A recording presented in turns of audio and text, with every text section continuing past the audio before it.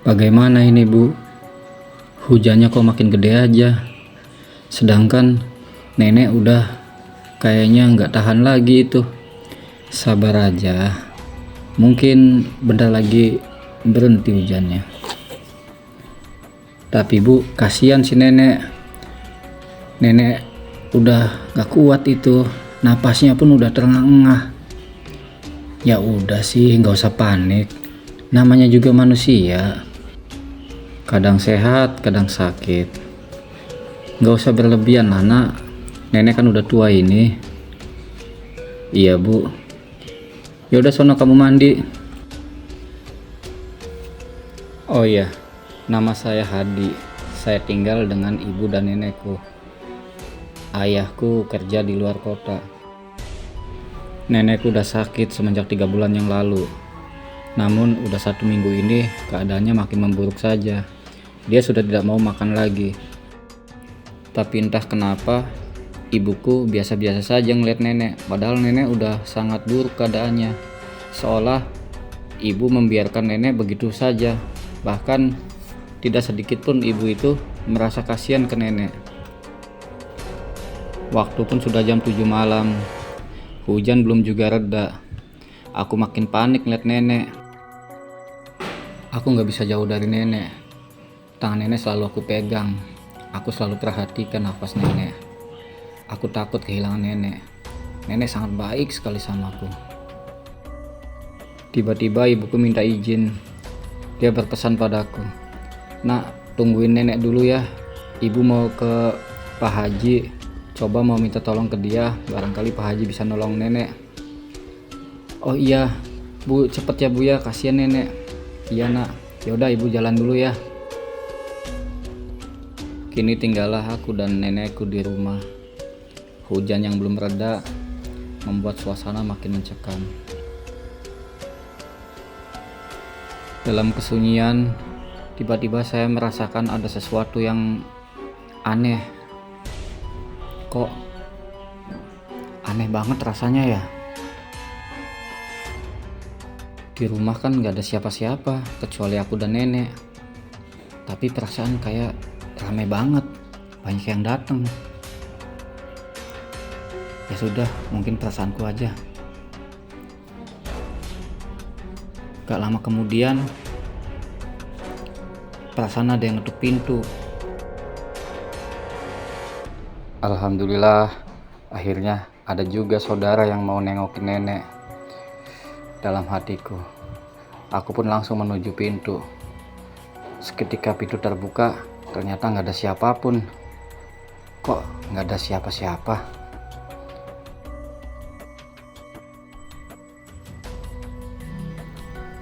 Lalu saya kembali menemani nenek.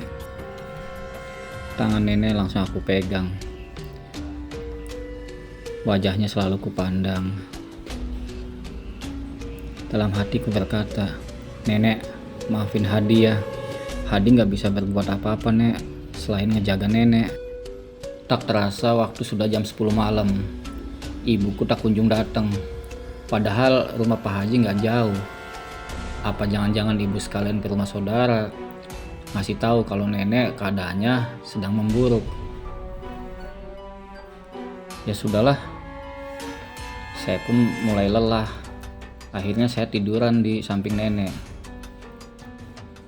Tiba-tiba saya melihat banyak orang di sekeliling. Namun mukanya asing semua. Saya bingung, saya kaget. Ini siapa yang datang? Kok tiba-tiba rumah rame? Tadi kan sepi. Tapi satu pun gak ada yang saya kenali. Siapa mereka ini? Yang lebih aneh lagi, di tiap sudut ada sosok-sosok yang bukan manusia. Ada yang kepalanya binatang. Saya sangat bingung, sebetulnya apa ini yang terjadi nih? Yang lebih mengejutkan lagi,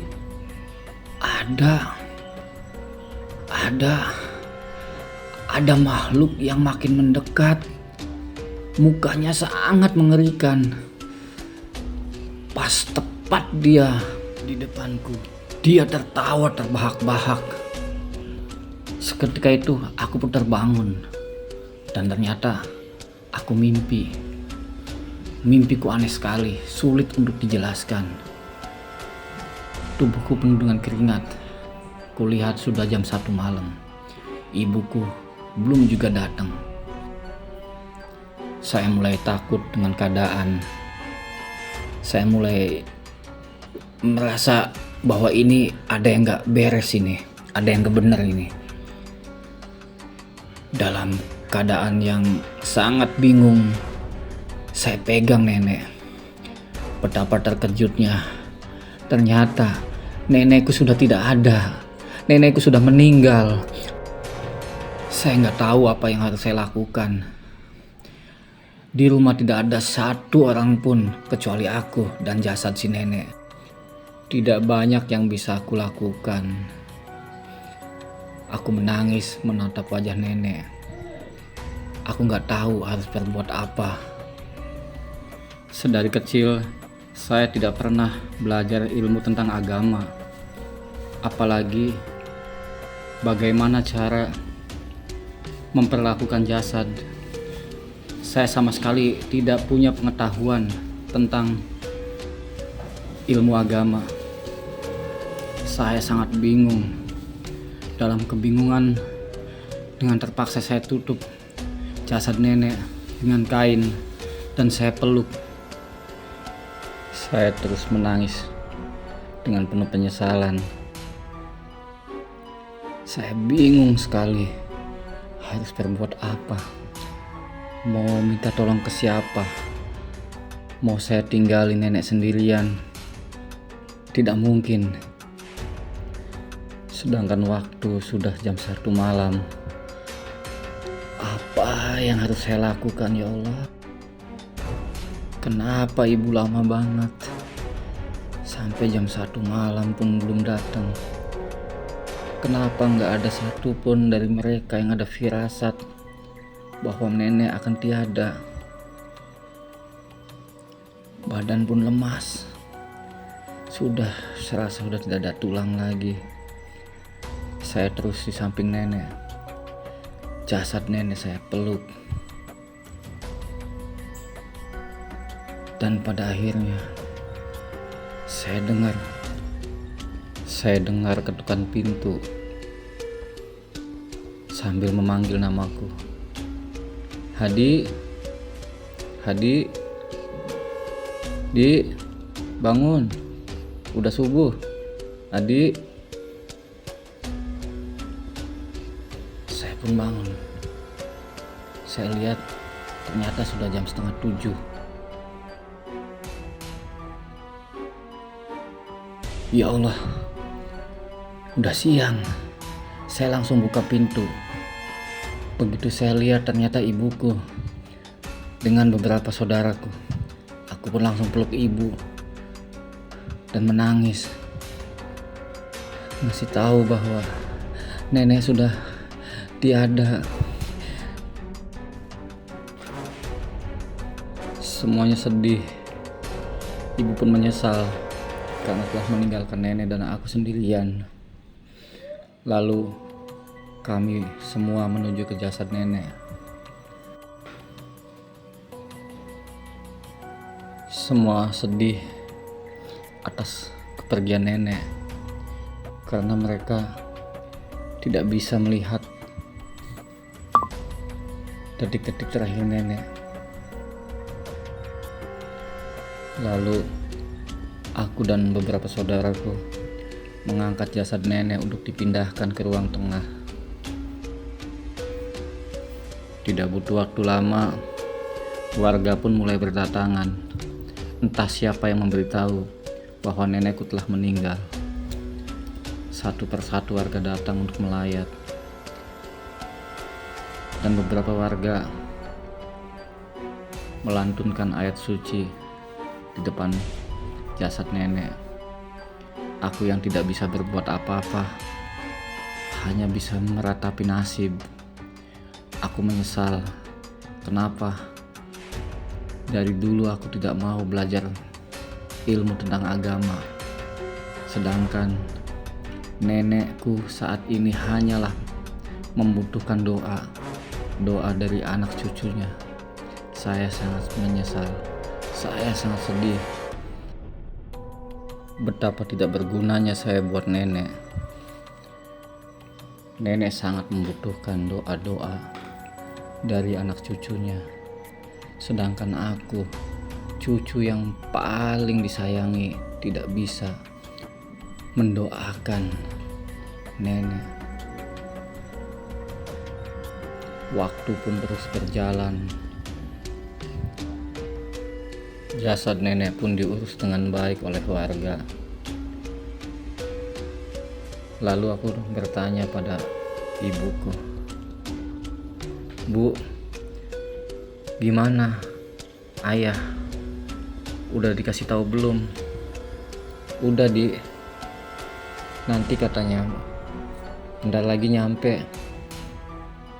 "Terus apa nenek dikubur nunggu ayah dulu?" "Iya." Aku pun terus duduk di pojokan sambil merenung. Ibu lalu meninggalkanku begitu saja.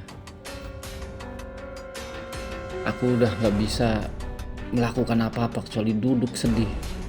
Badanku lemas. Gak ada. Udah tidak bisa melakukan apa aja. Badan ini udah terasa gak ada tulangnya. Sedih. Ya mungkin karena saking kehilangannya, jadi badan juga udah gak mau bergerak lagi. Sampai jasad nenek pun udah selesai dimandikan dan dikafani. Semua masih pada sibuk ngaji. Tapi kenapa ayahku belum juga datang? Kasihan ini nenek. Waktu sudah jam 11 siang. Apa harus nunggu ayah sampai sore ini? Lalu aku nanya lagi ke ibu, "Bu, ayah mana? Udah nyampe mana?" Belum juga ibu menjawab, ayah pun datang.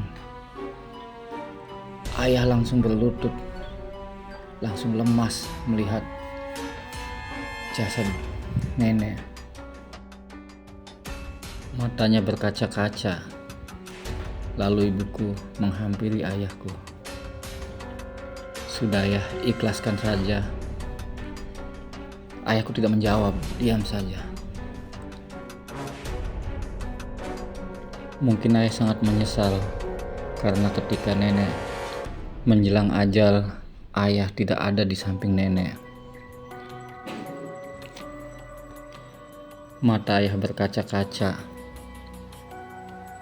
Lalu ayah bangkit menuju kamar mandi untuk mengambil air wudhu. Setelah selesai wudhu, ayah pun membacakan ayat-ayat suci Al-Quran di depan jasad nenek. Setelah selesai, ayah menyuruh warga untuk mengangkat jasad nenek dan dibawa ke pemakaman.